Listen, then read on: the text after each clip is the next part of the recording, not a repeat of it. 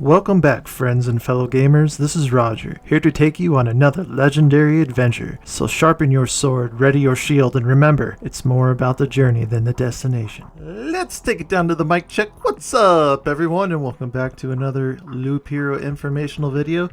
Today we're going over mountains, rocks, meadows, and the Treasury. However, if you have any questions about road lanterns, spider cocoons, vampire mansions, battlefields, groves, swamps, ruins, cemeteries, villages, or wheat fields, I'll link a Loop Hero playlist in the description. Whew, that was a lot. Alright, numero uno, we're going to go over mountains. It's like a big rock, but really big. Just having one of these on the map gives you plus 4 HP for each adjacent rock or mountain. Then we have rocks. Its magnificent appearance gives you strength. Each rock you have on the map gives you plus 2 HP and plus 2 more HP for every adjacent rock or mountain. So the thing about rocks or mountains is they can be combined into a mountain peak with 1, 2, 3, 4, 5, 6, 7, 8, 9. It does not matter if you have 9 rocks or 9 mountains. All you have to do is put them right next to each other, make sure there's no meadows or any other types of tiles in between them, and they will turn into a mountain peak. Once you have a mountain peak, it will give you plus 99 HP, and it will spawn a heartbeat every 2 days, which is really cool.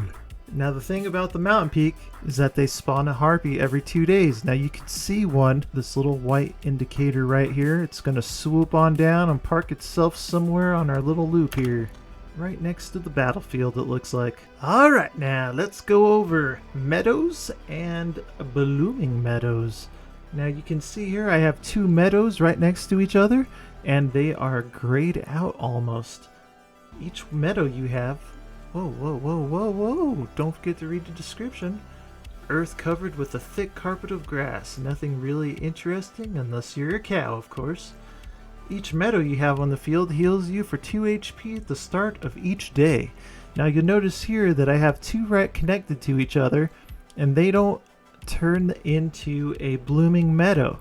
So putting a normal field next to another field will not turn it into a blooming meadow.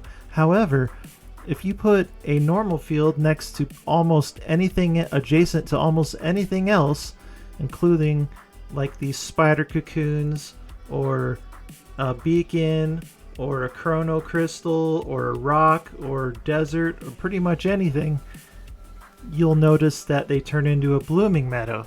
Now blooming meadows, flowers, get a feel for the world and bloom with pleasant smells.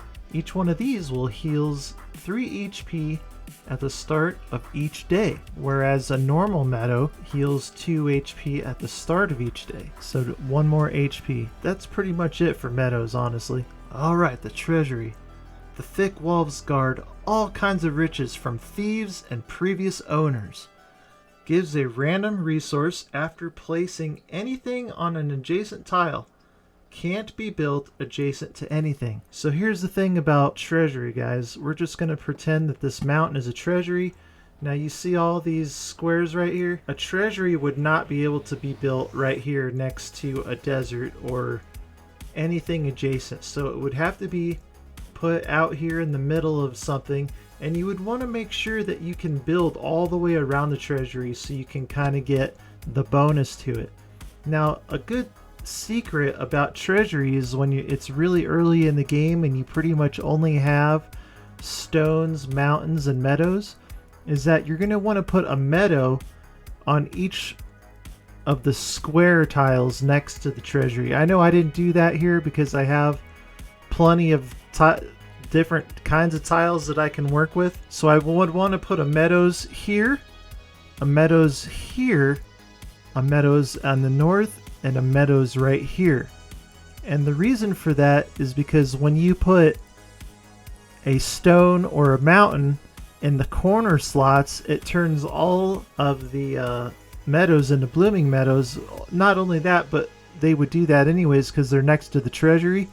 But say I put mountains in those spots instead, so here, here, here, and here. If I had mountains right there and I put a meadow like in the corner the Meadows would go several turns, if not a long time, without giving you the bonus of being a blooming meadow. So it's just something to think about. So we're almost done with this treasury. I'm just going to go ahead and take this mountain and plop it down right here. And you're going to see it just gave me a whole crap load of stuff. So now it's an empty treasury. A treasury without treasure. An empty shell. A sorry sight, especially for its stone guardians that have slept through their eternal watch. And it says now it's going to spawns a gargoyle every 3 days. So that's something to look forward to. One last bonus tip for this video. See down here in the right corner where I have the desert? I have a 3x3 tile of desert, so 9 of them next to each other. There is no kind of bonus for having a 3x3 of desert. I can also tell you that even though I don't have an example up here in the top right, the sand dunes, putting a 3x3 of sand dunes does absolutely nothing. And also putting a 3x3 of meadows next to each other does absolutely nothing. As far as bonus goes, there's no bonus for putting 3x3s of any of those types of tiles. Alright, friends and fellow gamers, thanks for watching. If you enjoyed this video, don't forget to subscribe and click the bell icon to keep up to date. You can find links to more of my content in the description. You'll also find a link to my Patreon if you'd like to help me fund some of my content. I look forward to your comments.